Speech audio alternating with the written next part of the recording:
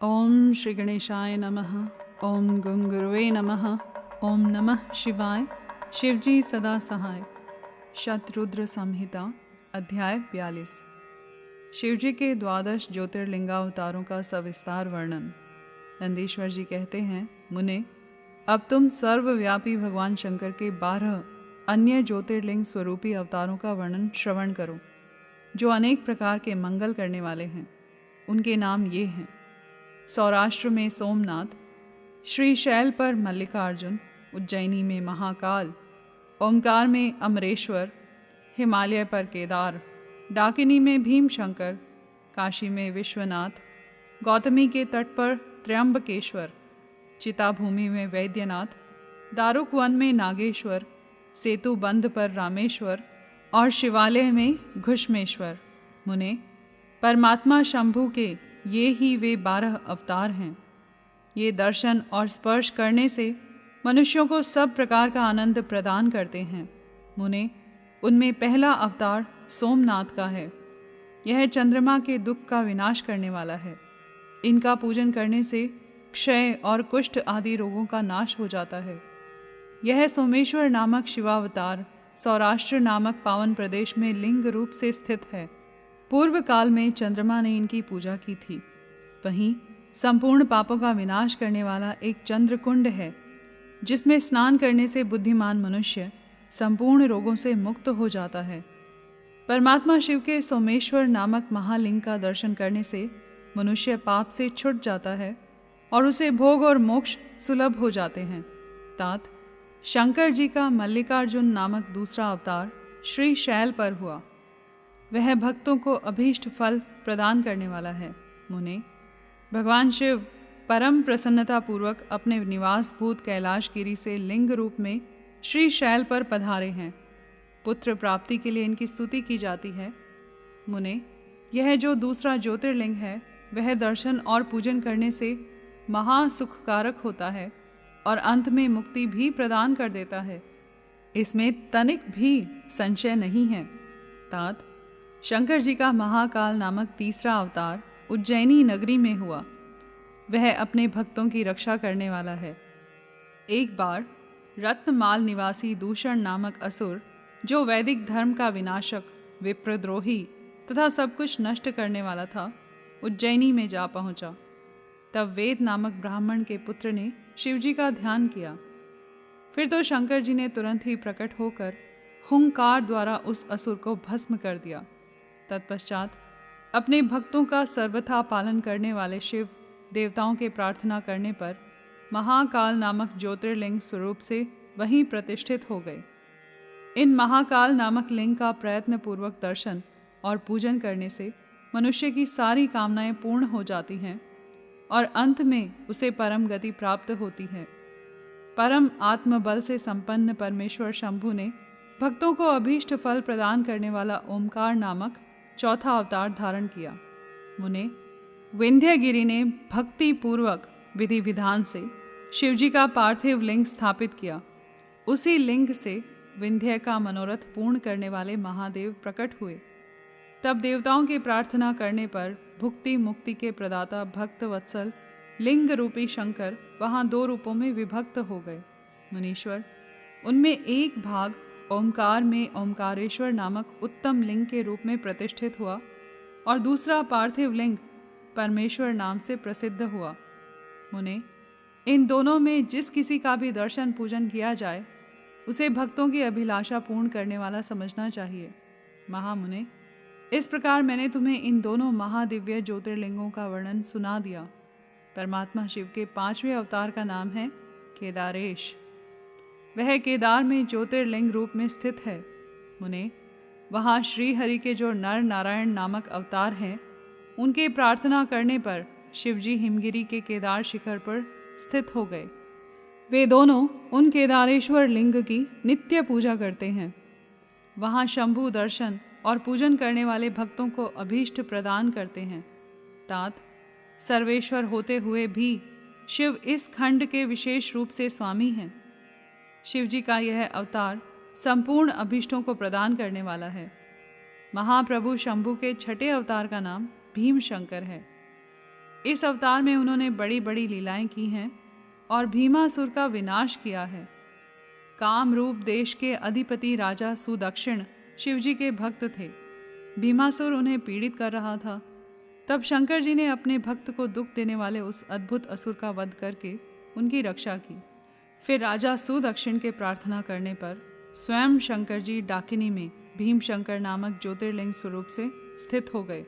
मुने, जो समस्त ब्रह्मांड स्वरूप तथा भोग मोक्ष का प्रदाता है, वह विश्वेश्वर नामक 7वां अवतार काशी में हुआ। मुक्तिदाता सिद्ध स्वरूप स्वयं भगवान शंकर अपनी पूरी काशी में ज्योतिर्लिंग रूप में स्थित हैं। विष्णु आदि सभी देवता, कैलाशपति शिव और भैरव नित्य उनकी पूजा करते हैं।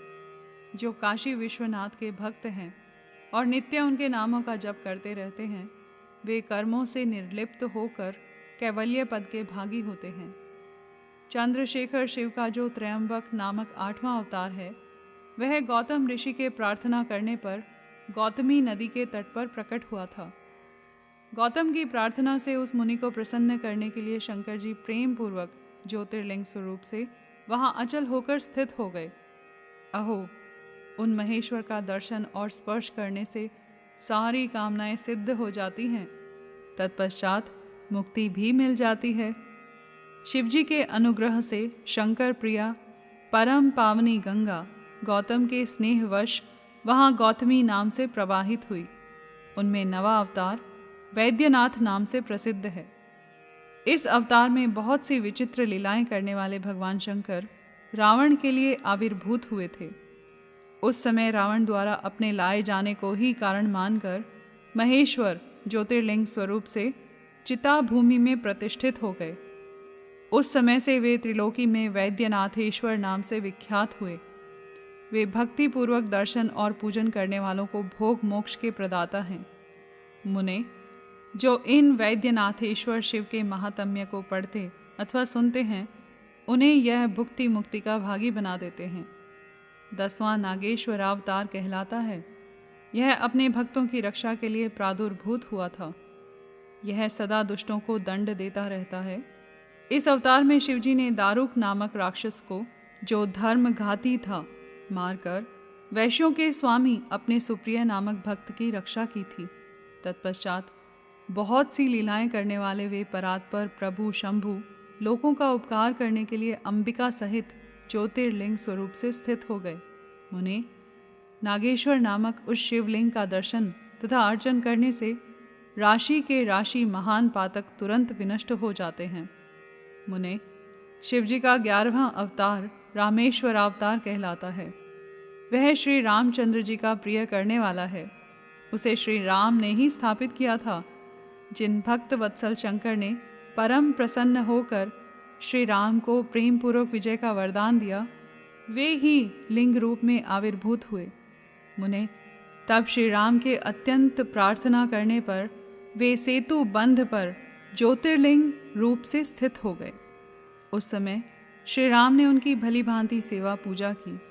रामेश्वर की अद्भुत महिमा की भूतल पर किसी से तुलना नहीं की जा सकती। यह सर्वदा भुक्ति मुक्ति की प्रदायिनी तथा भक्तों की कामना पूर्ण करने वाली है। जो मनुष्य सद्भक्ति पूर्वक रामेश्वर लिंग को गंगा जल से स्नान कराएगा, वह जीवन मुक्त ही है। वह इस लोक में, जो देवताओं के लिए भी दुर्लभ है, ऐसे संपूर्ण भोगों को भोगने के पश्चात परम ज्ञान को प्राप्त होगा। फिर उसे कैवल्य मोक्ष मिल जाएगा। घुष्मेश्वर अवतार शंकर जी का 12वां अवतार है। वह नाना प्रकार की लीलाओं का कर्ता, भक्तवत्सल तथा घुष्मा को आनंद देने वाला है। मुने, घुष्मा का प्रिय करने के लिए भगवान शंकर दक्षिण दिशा में स्थित देवशैल के निकटवर्ती एक सरोवर में प्रकट हुए। मुने, घुष्मा के पुत्र को सुदेह्य ने मार डाला था। उसे जीवित करने के लिए घुष्मा ने शिवजी की आराधना की थी। तब उनकी भक्ति से संतुष्ट होकर भक्त वत्सल शंभु ने उनके पुत्र को बचा लिया। तदंतर कामनाओं के पूरक शंभु घुष्मा की प्रार्थना से उस तड़ाग में ज्योतिर्लिंग रूप से स्थित हो गए। उस समय उनका नाम घुष्मेश्वर हुआ। जो मनुष्य उस शिवलिंग का भक्ति पूर्वक दर्शन तथा पूजन करता है, वह इस लोक में संपूर्ण सुखों को भोग कर अंत में मुक्ति लाभ करता है। संत कुमार जी, इस प्रकार मैंने तुमसे इन 12 दिव्यों ज्योतिर्लिंगों का वर्णन किया है। ये सभी भोग और मोक्ष के प्रदाता हैं। जो मनुष्य ज्योतिर्लिंगों की इस कथा को पढ़ता अथवा सुनता है, वह संपूर्ण पापों से मुक्त हो जाता है तथा भोग मोक्ष को प्राप्त करता है। इस प्रकार मैंने इस शत रुद्र नाम की संहिता का वर्णन कर दिया। यह शिव के 100 अवतारों की उत्तम कीर्ति से संपन्न तथा संपूर्ण अभीष्ट फलों को देने वाली है। जो मनुष्य इसे नित्य समाहित चित्त से पढ़ता अथवा सुनता है, उसकी सारी लालसाएं पूर्ण हो जाती हैं और अंत में उसे निश्चय ही मुक्ति मिल जाती है। यहाँ पर अध्याय 42 समाप्त हुआ। साथ ही शतरुद्र संहिता भी संपूर्ण हुई। कर्पूर गौरम करुणावतारम संसार सारम भुजगेंद्रहारम सदा वसंतम हृदयारविंदे भवम भवानी सहितम नमामि।